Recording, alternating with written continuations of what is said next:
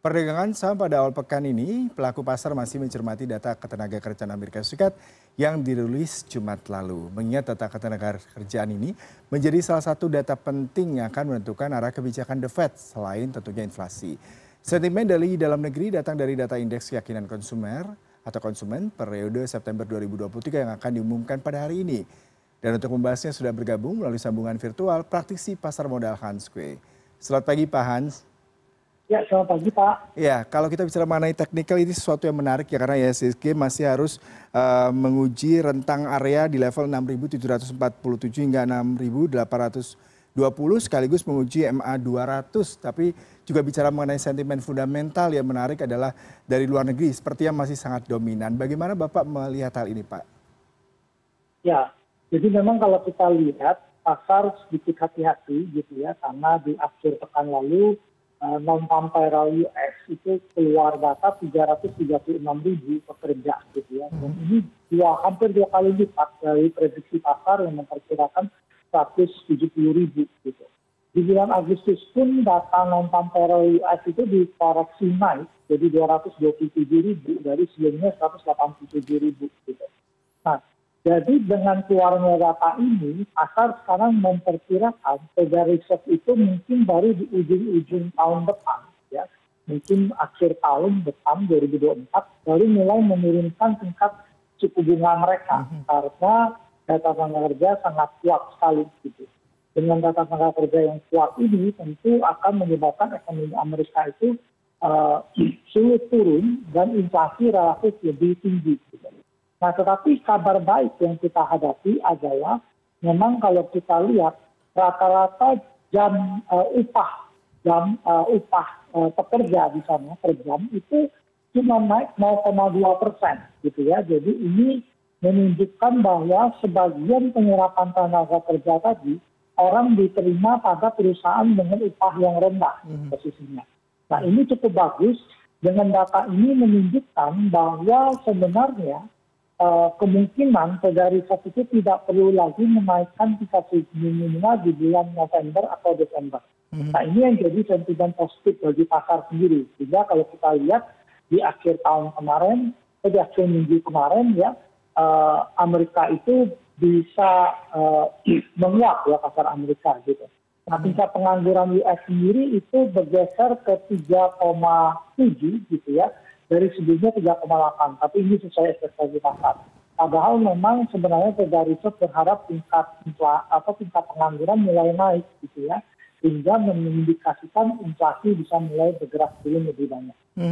Pak, tapi mengenai data tenaga kerja yang tadi melonjak atau melebihi ekspektasi dari 170.000 pekerjaan. Namun yang menarik adalah kenaikan upah bulan lalu tidak sebesar yang diharapkan. Apakah ini juga berpengaruh terhadap tadi Bapak katakan kebijakan FOMC karena inflasi akan tinggi, kemudian ya, sektor perbankan pastinya terutama di Indonesia pasti akan sangat inline dengan kebijakan ini, Pak? Ya, memang kalau kita lihat upah yang naik tidak terlalu tinggi tadi memang harus dicermati juga bahwa penambahan pekerja yang ada di sana kemungkinan disebut pada bidang-bidang yang tidak memberikan upah terlalu tinggi. Tekanan upah yang tidak terlalu tinggi ini biasanya menurunkan inflasi posisinya ya. Jadi kalau pasar tenaga kerja terlalu ketat gitu ya, upahnya tinggi, inflasinya ya tinggi. Nah, ini biar tenaga kerjanya kuat, tapi upahnya rendah ya. Jadi ini memberikan potensi bagi Fed untuk tidak menaikkan tingkat suku bunga. Tapi dengan data tenaga kerja yang terlalu kuat tadi, diperkirakan Fed akan mempertahankan tingkat bunga tinggi itu untuk periode yang panjang gitu. Nah, minggu kemarin ya, beberapa minggu kemarin, pasar memperkirakan ekonomi Amerika itu akan di-shut down. Kalau ekonomi Amerika di-shut down, itu pertumbuhan ekonomi Amerika akan melambat di kuartal keempat. Sehingga Federal Reserve itu akan lebih cepat menurunkan tingkat suku bunga mereka gitu ya untuk memutus ekonomi naik. Kalau ekonomi melambat, inflasi turun, Fed nurunin bunga. Nah, tapi ternyata ekonomi Amerika nggak jadi shut down. Akibatnya apa? Orang rame-rame menjual obligasi ya, terjadi sell off obligasi di Amerika karena bunga tinggi. Nah, ini yang terjadi ketika terjadi sell off tadi, US dollar menguat. Nah, transmisinya kepada kita adalah yield obligasi kita bergerak menguat, artinya obligasi kita juga terjual, ada tekanan jual di sana. Kemudian terlihat oleh kita bahwa rupiah kita mengalami tekanan turun. Mhm. Pak, yang untuk dari dalam negeri kita akan menantikan indeks keyakinan konsumen periode September yang akan diumumkan hari ini. Kalau kita membaca beberapa referensi dari sejumlah analis mengatakan akan lebih turun sedikit dibandingkan pada bulan lalu, yaitu di kisaran sekitar kalau kita bicara ini ada dari 125 akan lebih rendah menjadi 125,2, Pak. Bagaimana Anda melihat dengan indeks konsumen ini yang pasti akan memberikan optimisme terhadap pertumbuhan ekonomi Indonesia, kemudian juga inflasi yang tetap terjaga di September lalu, Pak? Ya, jadi memang kalau kita lihat indeks keyakinan konsumen ini kan survei yang dilakukan ya, dan kita pikir bahwa masyarakat Indonesia masih cukup optimis ya. Mungkin kalau penurunan terjadi sedikit ya, karena sebelumnya 125,2 ya, di atas angka 100 ya kita lihat memang kepercayaan konsumen masih sangat terjaga gitu posisinya.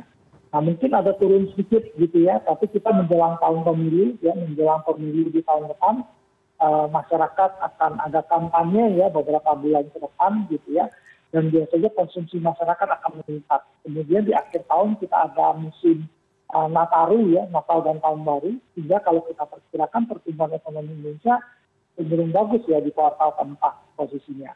Nah yang sekarang jadi perhatian pasar sebenarnya bukan data dalam negeri ya, karena kalau kita lihat inflasi Indonesia sangat terkendali gitu ya, yang jadi perhatian adalah nilai tukar gitu ya, dan kemudian kapan apa yang BI akan lakukan, mengingat bahwa Federal Reserve ini akan lama mempertahankan tingkat suku bunga mereka di atas.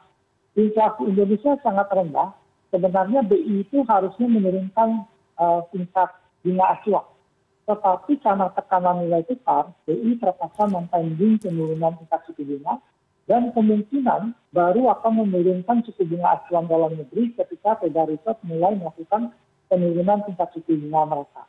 Nah, tekan ini yang dinantikan pasar tentu adalah indeks harga konsumen US gitu ya, ada inflasi inti dan inflasi US. Kita ke regional, ke kawasan Asia, Pak. Pelaku pasar ini masih menantikan data inflasi. Kalau kita bicara mengenai Tiongkok, ini menyumbang sekitar 4% ya dari perlambatan ekonomi dunia. Bahkan kalau kita katakan di Asia Pasifik, Tiongkok sendiri pertumbuhan ekonominya di bawah 5%. Kemudian kemarin kalau kita bicara banyak sekali kebijakan-kebijakan pemerintah Tiongkok yang menahan diri untuk tidak terlalu ekspansif, terutama sektor properti mereka yang terpukul cukup tajam. Bagaimana Anda melihat kondisi ini, Pak? Kemudian pergerakan Tiongkok pada pekan ini berpengaruh seberapa besar dengan kondisi global, terutama Indonesia, Pak?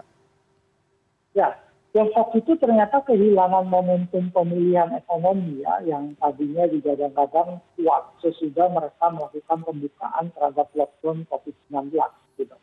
Nah, masalah besar yang Tiongkok hadapi itu ternyata lebih merupakan sektor properti ya. Diperkirakan ada 70% dari pengembang di sana mengalami kesulitan keuangan, dengan yang terbesar itu di Evergrande ya, dan Country City ya, dia yang paling besar. Nah ini sebenarnya yang terjadi adalah Tiongkok itu kan migrasi ya, waktu ekonominya berkembang pesat, orang dari daerah pindah ke kota, hidup bekerja di perkotaan. Demand properti sangat besar sehingga berkembang banyak sekali pengembang. Nah ternyata terjadi oversupply masalah yang dihadapi Tiongkok itu. Sehingga banyak apartemen mewah di sana itu sudah dibangun tetapi tidak ada penghuni. Gitu. Ketika COVID-19 datang mempengaruhi di sana gitu ya, kita lihat COVID itu menyebabkan demand-nya turun. Nah akibat demand yang turun tadi ya, yang terjadi demand yang turun tadi, ini menyebabkan ada masalah pada sektor properti di Tiongkok sendiri. Nah, ini yang sedang diamati pasar. Tapi di akhir pekan kemarin, Citigroup menaikkan prediksi pertumbuhan Tiongkok dari 4,7 naik ke 5%. Survei yang dilakukan oleh Bloomberg terhadap rata-rata ekonom itu juga menunjukkan ekonomi Tiongkok akan tumbuh 5%. Angka 5% ini sama dengan yang diekspektasi oleh pemerintah Tiongkok. Dan ini sudah memasukkan faktor bahwa ada masalah properti di Tiongkok. Gitu. Artinya kita akan melihat bahwa Tiongkok akan tumbuh relatif stabil di kurang lebih di angka 5%-an pada tahun ini. Dan ini memang memberikan tekanan sedikit pada harga komoditas. Ya, Pak, ini kita beralih ke isu geopolitik kalau kita bicara mengenai kita dikejutkan oleh perang yang meletus antara Palestina dan Hamas pekan lalu. Perang ini tidak hanya meninggalkan ketegangan geopolitik, tapi juga ketidakpastian global. Salah satunya yang boleh kita lihat adalah terkait dengan harga minyak ya, WTI yang di November ini naik Pak 3,6% di 85,77 per barrel. Dan ini pasti berpengaruh terhadap komoditi ini dan juga bagaimana situasi geopolitik pasti juga seperti kalau kita evaluasi Ukraina, Rusia juga berpengaruh terhadap perdagangan global. Bagaimana kondisi ini mempengaruhi IHSG pada pekan ini? Ya, ini memang kabar yang kurang baik bagi kita ya. Jadi setiap kali di Timur Tengah memanas, itu transmisi yang datang kepada kita itu lebih banyak kalau kita lihat adalah tekanan pada harga minyak ya. Kalau harga minyak menguap terlalu banyak gitu ya, negara-negara yang net importir minyak gitu ya, rata-rata mengalami tekanan, nilai tukarnya melemah, kemudian yield obligasinya naik gitu. Dan itu termasuk di Indonesia gitu ya. Pekan lalu sempat minyak naik tinggi, tetapi di pekan kemarin itu minyak mulai koreksi lumayan banyak gitu ya terjadi pasar. Terjadi karena indeks US dollar yang menguat gitu ya. Minyak yang dihargai dalam US dollar itu menjadi lebih mahal ya. Sehingga kalau kita lihat yang terjadi adalah terjadi koreksi harga minyak. Tetapi seiring dengan terjadinya perang yang terjadi di kawasan di Timur Tengah ini biasanya mendorong harga minyak segera naik lagi. Tapi kita berharap kenaikannya bersifat jangka pendek karena ada indikasi bahwa demand dari US itu, puncak demand di US itu sudah berakhir gitu ya. Jadi harapannya minyak bisa agak stabil pergerakannya. Mungkin karena menjelang musim dingin ya di kawasan Eropa dan Amerika gitu ya, akan ada peningkatan demand ya terhadap komoditas energi. Dan kita perkirakan batu bara mungkin akan bergerak naik ke atas. Pak, terakhir terkait dengan rekomendasi saham pada pagi hari ini, apa saja Pak yang menarik? Ya, sebenarnya indeks kita kemarin turun lumayan banyak gitu ya. Kita berharap dengan data tenaga kerja US yang relatif sebenarnya cukup bagus juga ya, bahwa upah tidak naik terlalu kencang, biarpun non-farm payroll naik banyak gitu ya. Dan IHK Amerika itu kelihatan akan stuck ya, dan cenderung IHK Amerika itu di bulanan itu akan turun ke 0,3 dari sebelumnya 0,6 gitu ya. Jadi IHK inti akan tetap gitu. Jadi kita perkirakan indeksnya pekan ini berpeluang konsolidasi menguat. Kita merekomendasikan beli saham komoditas ABNM gitu ya di posisi 3670 sampai 3850. Cut loss di bawah 3.500, target kita 4.000 sampai 4.009.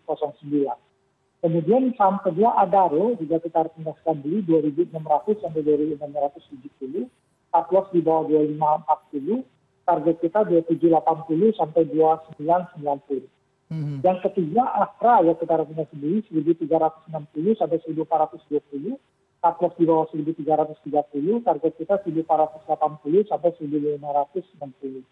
Yang berikutnya Antam ya dalam tren turun kita rekomendasikan spesifik buy 1.700 sampai 1.740, cut loss di bawah 1.970, target kita 1.810 sampai 1.875. Kemudian saham berikutnya yang kita rekomendasikan di INKP ya 9.900 sampai 10.600, cut loss di bawah 9.700, target kita 10.900 sampai 9.270 gitu.